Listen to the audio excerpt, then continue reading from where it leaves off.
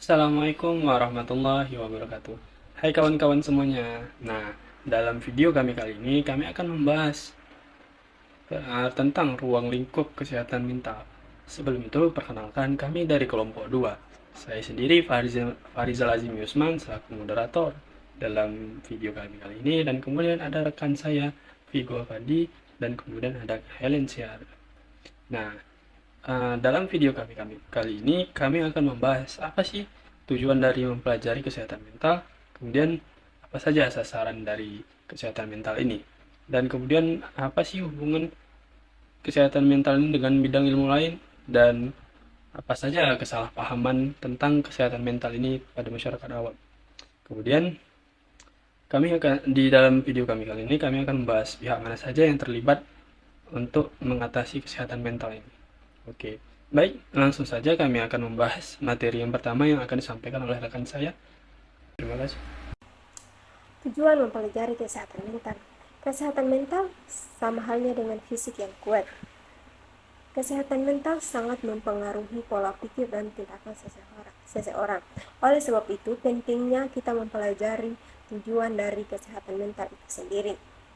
Yang pertama yaitu memahami makna kesehatan mental dan faktor penyebabnya.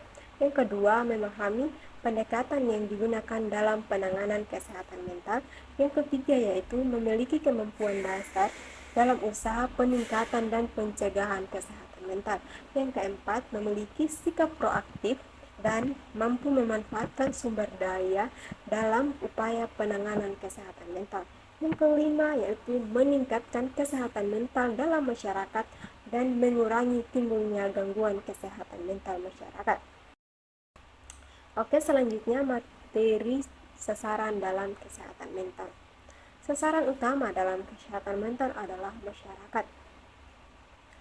Masyarakat yang dimaksud ini dapat diklasifikasikan beberapa bagian. Yang pertama yaitu masyarakat umum. Masyarakat yaitu masyarakat yang sehat dan tidak berada dalam risiko sakit. Masyarakat dalam kelompok ini berada dalam berbagai variasi ciri demografis. Yang kedua yaitu masyarakat dalam kelompok risiko sakit, yaitu masyarakat yang berada dalam situasi atau lingkungan yang relatif tinggi. Yang ketiga yaitu kelompok masyarakat yang mengalami gangguan, yaitu kelompok masyarakat yang sedang mengalami gangguan mental. Yang keempat yaitu kelompok masyarakat yang mengalami kecacatan atau hendaya. Itulah tadi sasaran dalam kesehatan mental yang sering terjadi di masyarakat. Demikian materi yang saya sampaikan, yang lebihnya saya mohon maaf. Terima kasih.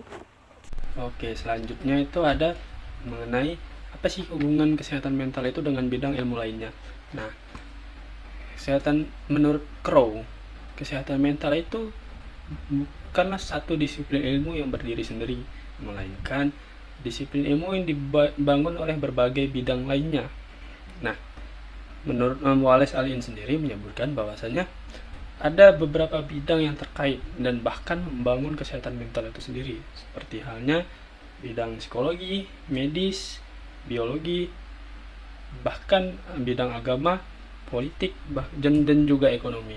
Dan di antara itu juga ada beberapa bidang yang memang terbilang cukup besar dalam berperan membangun kesehatan mental ini. Nah, yang pertama itu ada bidang ilmu kedokteran. Nah, kenapa dikatakan ilmu kedokteran ini termasuk berperan besar dalam menangani kesehatan mental ini sendiri? Karena dalam ilmu kedokteran itu sendiri belajar mengenai tentang pengobatan.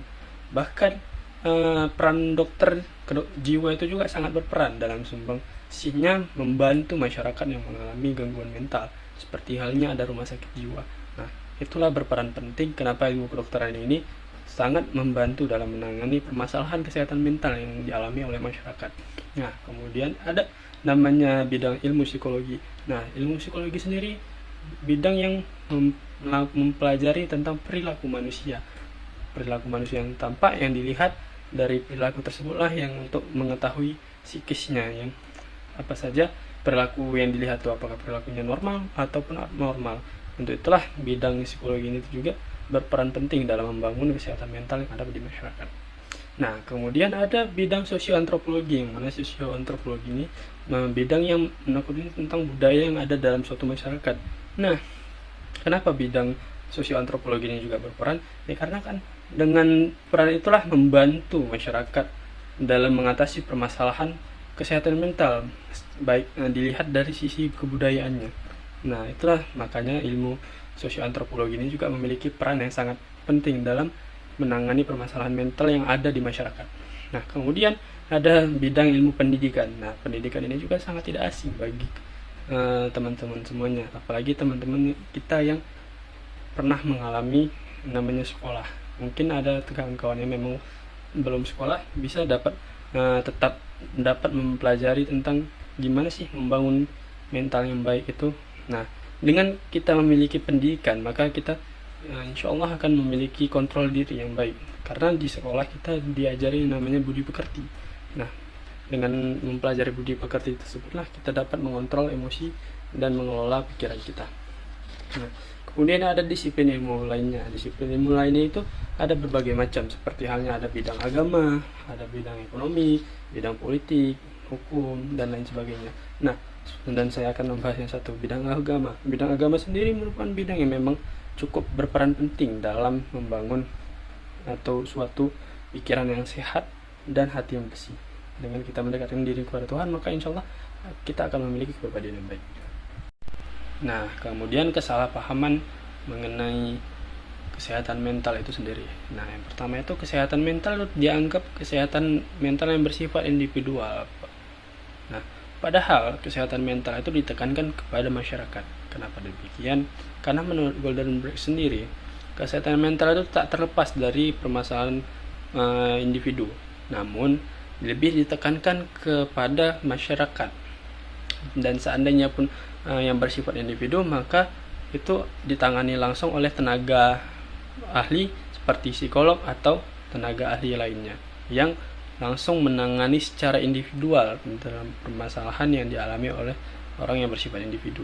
Nah, sedangkan kesehatan mental ini sendiri, dia dalam penanganannya itu perlu melakukan pendekatan komunitas, kemasyarakatan, dan lain sebagainya. Nah, kemudian yang kedua itu kesehatan mental dianggap hanya ditekuni oleh satu bidang ilmu saja, padahal kesehatan mental itu sendiri ditekuni oleh berbagai bidang ilmu. Tidak cukup hanya seperti dianggap kesehatan mental itu hanya berhubungan dengan psikologi, padahal tidak. Seperti yang sudah saya bahas tadi sebelumnya, kesehatan mental itu dibangun oleh berbagai bidang ilmu, seperti halnya ada kedokteran, psikologi, ada sosioantropologi, ada bidang pendidikan, dan bidang ilmu lainnya. Untuk itulah jangan salah menganggap bahwasannya kesehatan mental hanya dihubungkan dengan bidang ilmu psikologi saja. Nah, kemudian kesehatan mental dianggap sebagai orang mental sehat yang dia tenang-tenang aja, tidak memiliki konflik dan lain-lain sebagainya. Padahal kesehatan mental itu orang yang bermental sehat, memiliki kesehatan mental yang baik, itu dianggap seperti dia dapat menyelesaikan permasalahannya dengan baik. Seperti ketika dia menghadapi suatu permasalahan yang cukup rumit atau tidak bisa diselesaikan sendiri, maka ketika dia sudah memiliki kesehatan mental yang baik, maka dia dapat menangani permasalahan tersebut dengan cara yang tepat pula. Nah, itu yang dianggap dengan orang yang memiliki kesehatan mental, namun tidak lepas dari kesehatan mental fisik dan pikiran juga. Oke, itu saja yang dapat saya sampaikan, dan selanjutnya akan disampaikan oleh rekan saya. Materi selanjutnya adalah ruang lingkup kesehatan mental. Jadi, sebagaimana yang didefinisikan oleh mental hygiene, bahwa ruang lingkup kesehatan mental tidak hanya melibatkan mental yang baik atau normal, tetapi juga melibatkan mental yang tidak baik atau dalam ranah abnormal juga. Nah, selanjutnya ada penelitian dari Casmini tahun 2006 yang mengungkapkan bahwa ruang lingkup kesehatan mental terbagi menjadi 4. Yang pertama itu ada promosi kesehatan mental, yang kedua ada pencegahan primer, yang ketiga ada pencegahan sekunder, sama yang keempat ada pencegahan tersier. Yang pertama dalam ranah promosi kesehatan mental itu upaya untuk meningkatkan awareness masyarakat terhadap mental health issue atau mental health awareness gitu.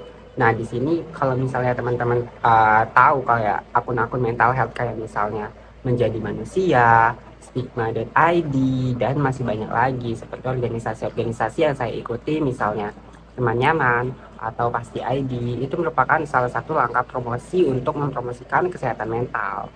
Selanjutnya ada pencegahan primer. Di pencegahan primer ini merupakan upaya dalam mencegah terjadinya gangguan mental dan penyakit jiwa. Jadi di sini itu lebih kepada tindakan preventif dari supaya penyakit jiwa itu atau penyakit mental ini tidak terjadi.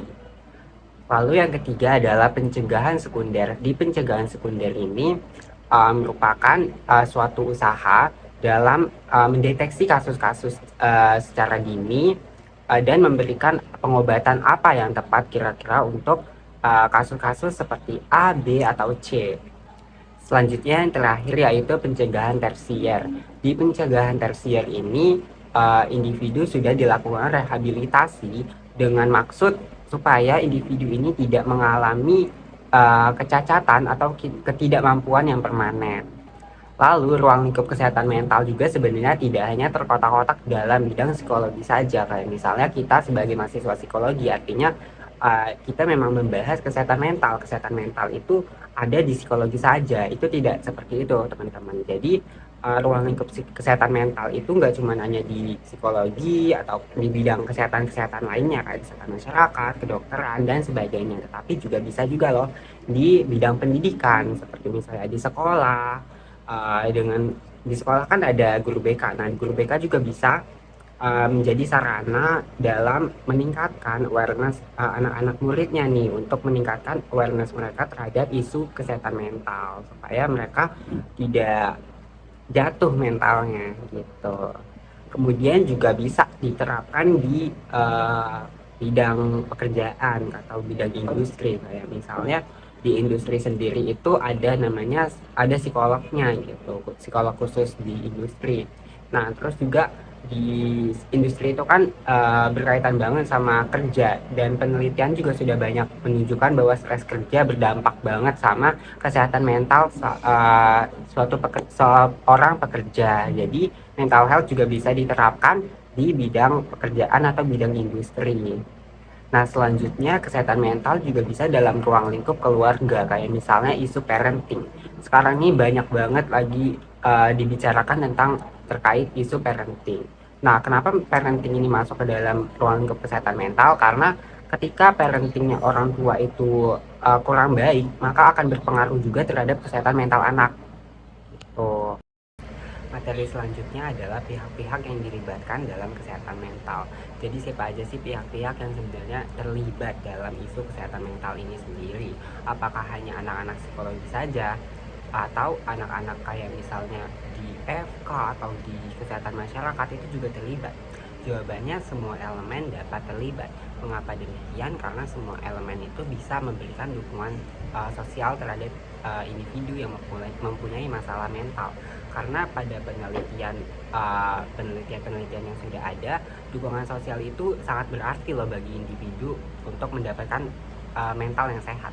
Kayak misalnya ada penelitian dari Alawiyah dan kawan-kawan tahun 2022 yang hasilnya adalah semakin tinggi dukungan sosial yang didapatkan, maka semakin baik pula kesehatan mental individu tersebut. Maka dari itu, setiap elemen masyarakat, setiap elemen ini dapat berperan dalam isu kesehatan mental.